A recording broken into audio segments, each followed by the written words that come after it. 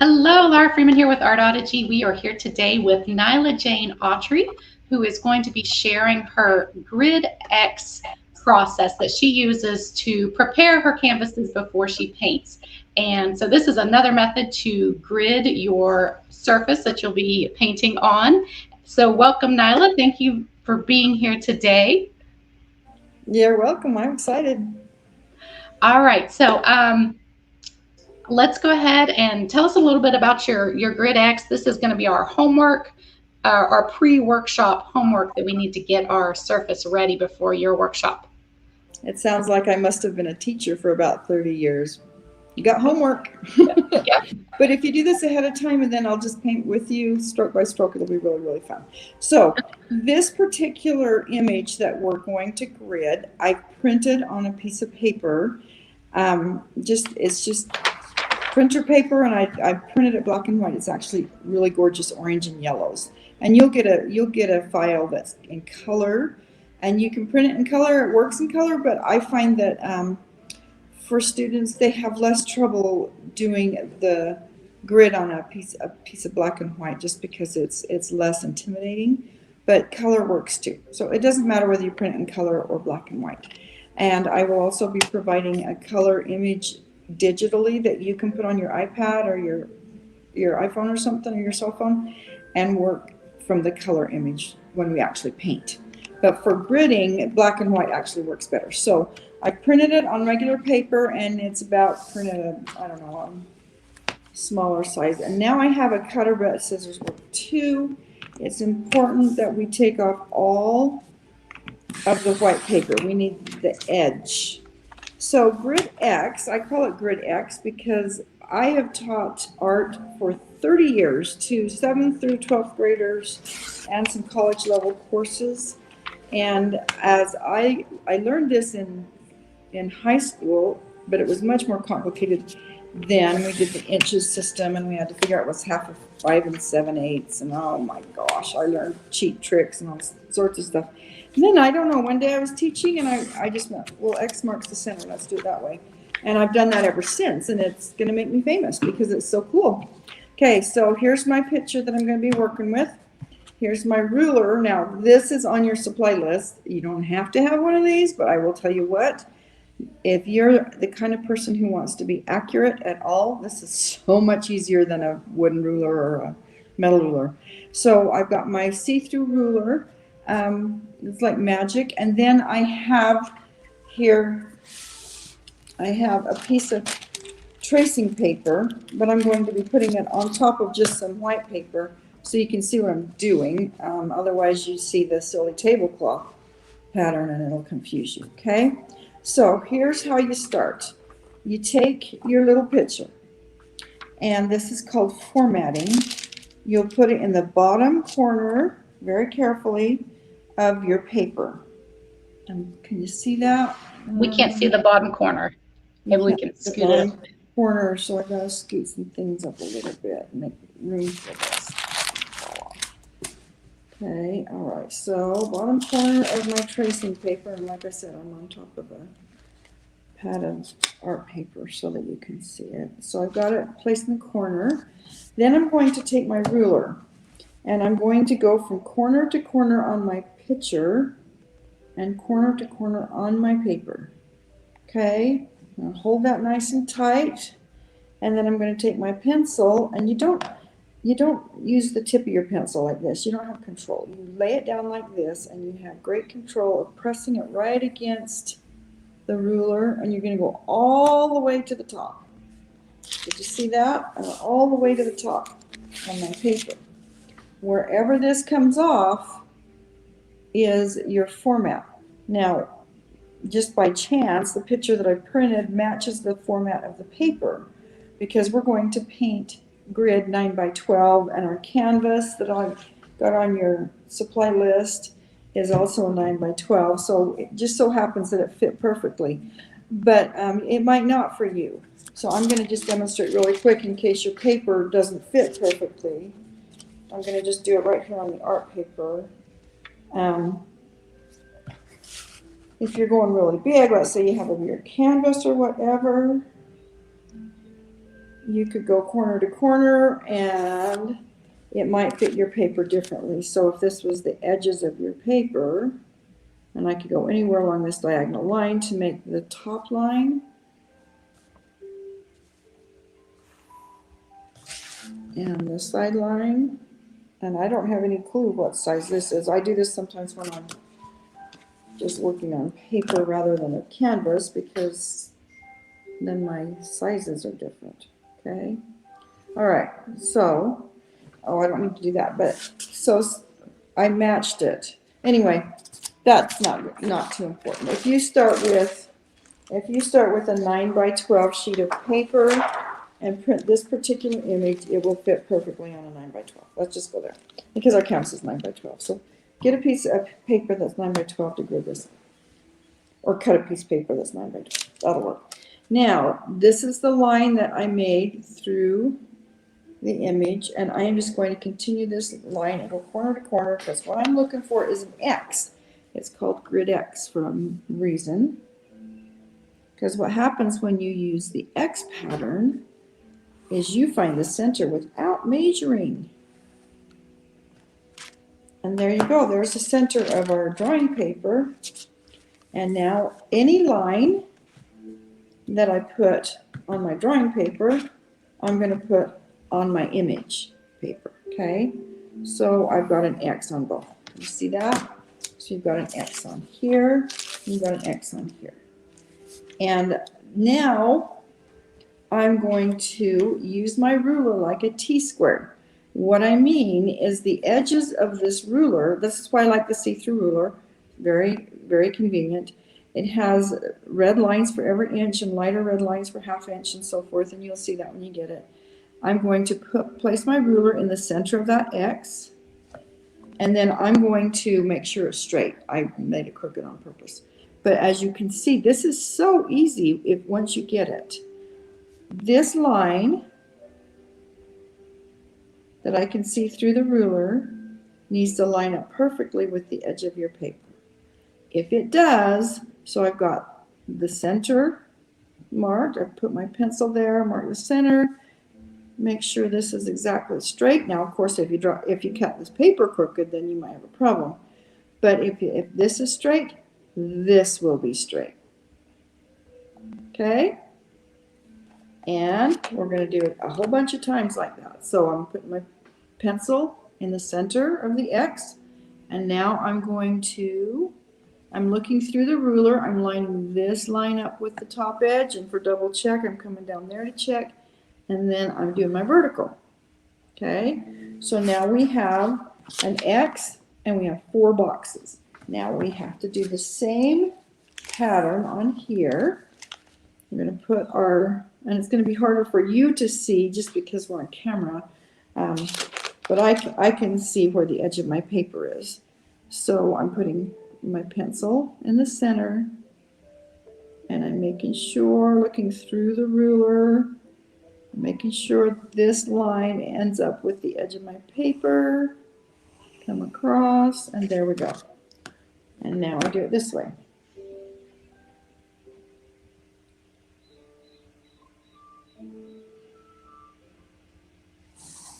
Up. So this is my vertical. Okay, so now you can see that this matches this as far as the X pattern, right? The grid X. Okay, so, and you can do it on this paper first or this paper first, but I like to go back and forth, especially when I'm teaching, to help people realize that it's easier that way. It's easier because you don't get lost. So now I'm going to make a diamond. I'm going to take each one of these boxes. See how we have 1, 2, 3, 4 boxes now?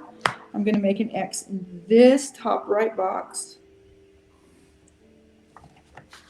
And then I'm going to turn it, go from that corner to that corner.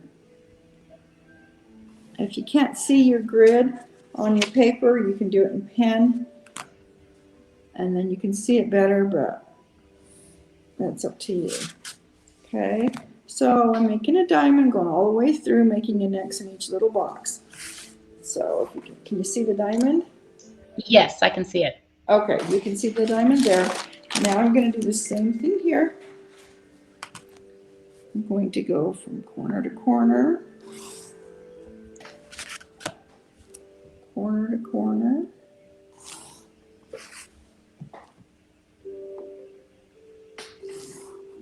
Corner to corner.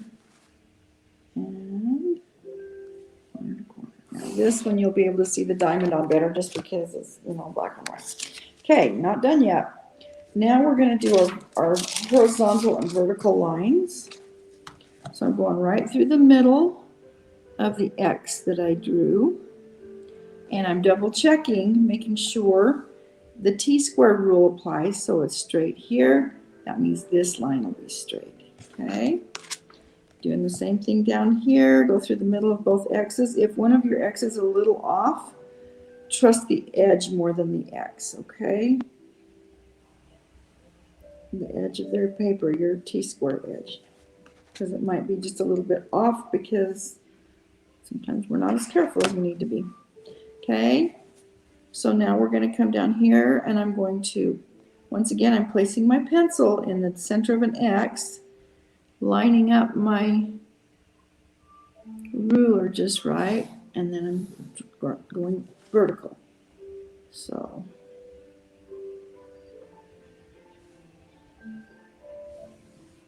okay.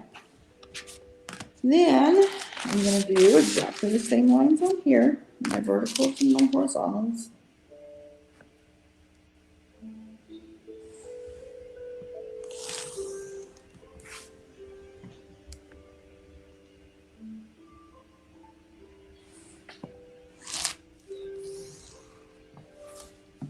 And I prefer tracing paper to draw on for many reasons. One is that when you go to transfer your drawing to your canvas, it's lightweight and it's easy to transfer. And another reason is because as you're drawing your image, especially if you've got a really complicated image, ours is going to be pretty simple. If you've got a really complicated image, you can erase really easy on tracing paper and fix and readjust and stuff like that. Okay, so this grid now matches the grid that I've got on here. Now I can actually start drawing. And so I would take, I don't know, I actually prefer starting at the top left, but there's not much there to draw. So I'm going to come down to this box. So see, this is a small box, that's a big box. And now I come up here and I note that this is a little bit more than halfway down on this diagonal line, and make me a little tick mark to help me know exactly where that goes. And then this part, this edge that crosses that diagonal line is about right there. Okay, you got to remember that you're enlarging. If you forget you're enlarging, you'll try to draw the right size and then it won't fit into this box right. Then you can actually start drawing. And I'm not going to stop yet because there's a little bit more information that I want to share with you. And that goes pretty straight. So now you're just drawing by eye that shape. Just that shape. Okay? You can come in and do more detail later if you want, but all we care about is the lines that put it in the right place. And now I see that it crosses this, comes down over here. And so I can draw that and come down over here, and it goes about like that. Okay? About like that. So this will help put the leaf, the petal in exactly the right place. Then I come down here. Let's say, I'm just for teaching purposes and so I can show you. Let's say that I'm having a hard time with this part right here. I don't know how deep it goes. It's actually not very hard. And a lot of you are probably good enough drawers. You don't even need a grid pattern for a flower this simple. But it's the concept that the grid X thing that's going to make me famous that I want to share with you. Okay, because it's so cool. Because you can draw really complicated pictures with this system. Okay, so let's say that's hard for me. So what I can do is I can come in here and I can just make this one box smaller. I don't have to make the whole, in fact, I suggest you don't make a really small grid box on the whole thing because then you don't know where you really get lost. But like this, especially if you're doing portraits and you get to the face and you want to get the eyes lined up correctly so that one eye is looking the same direction as the other eye. And you want to get it, you know, the quirky mouth you're drawing on that portrait just right. Then you can go really, really small with your grid just in that box. So see, I just have the grid in this one small box. Then I'm going to do it here. I'm going to line it up. Make sure that it is square. So I'm using it like a T-square. And I'm making this line. As you notice, this isn't a hurry up and get it done process. But for me, it's faster than doing it wrong and having to redraw. Like, this doesn't look quite right. And then I'm such a perfectionist when it comes to the drawing part of my art. I'm not so much in any other area of life a perfectionist, just this part. Okay, so now I can actually look at this and go, oh, that's pretty good. I did a good job on that. So now I'm coming down here and see how this petal follows this diagonal line. So even though the diagonal lines, the X's, were to help us so we didn't have to do so much measuring, now we have more angles that we can check. And I can go, let's see, that goes about halfway down that line, so a little bit farther. Okay, and then it does this beautiful little curve. It comes up here. Let's see, how far does this go? So it's about halfway, and then you just, and it doesn't matter if these are even awkward and not pretty lines. They will be when we paint, okay? Because then we make them rock and roll. It'll be really pretty. And now I have a little, I have a little corner here that I'm aiming for. And once again, it's flower, it's organic. You don't have to be perfect, but I think the outer edge being perfect is lovely. So I'm not going to sit here and draw this whole thing for you because there's nothing worse and more boring than watching somebody draw really slow. But that's the idea, okay? So I've got a basic shape there. I can come over here and do, I draw until I get to a hard part, and then I make that grid smaller. That's the key. I love that you can make that extra little grid X within the box and make a smaller one. That's awesome. It's very effective. Like I said, especially for portraits. I can nail a portrait if I'm patient enough by doing the smaller grids. I've even gone like really, really tiny to make sure every tiny, because the most important thing in a portrait, if you're trying to get a likeness, is that the distances between the eyes and you know how wide and how tall the eyes are, or the mouth and the quirky way it twists. You really need to draw it accurately if you want to make it look like the person. Right. So it helps a ton. Okay, so that's your homework. We will have provided the image in color, and you can print it black and white or color to work with. And then the supply list will have everything you need to do this. And I can't think of anything else I need to tell you. Awesome. When we're done drawing on here, you don't need to shade anything. You can if you want. If it helps you sort out the puzzle, you can shade if you'd like to. But it's of no value. This is the line part. And then what we'll do, I don't have the paper here, but I have some transfer paper that I'll put down first. So pretend this is transfer paper, okay? So you put the dark side down, you put your drawing right over the top, and then you just trace it right onto your board. Okay. No grid pattern to deal with on the background. It's all gone. And whether you're doing it as a painting or you want to do a finished shaded drawing, you're not erasing grid off of your picture. Right. So that's why I do that. And it's been so successful, and I think you'll love it. Awesome. I love this technique, and I'm excited to try it out. I've done the traditional grid, but I have not done the grid X yet. So I'm excited to give this a shot. And I like that, we're working with triangles, and so sometimes we can see things a little bit differently. And yeah, so that's really great. Cool. Okay. Awesome. Well, thank you so much, Nila Jane. I appreciate this. And y'all get your flowers drawn for the workshop. And the workshop will be August 9th and 10th. And we will dive into the painting part at that point. So you'll need to have your flower already drawn and ready to go. Yay. This is all right. Fun. You're going to love this. I'm excited. It's going to be fun. Okay.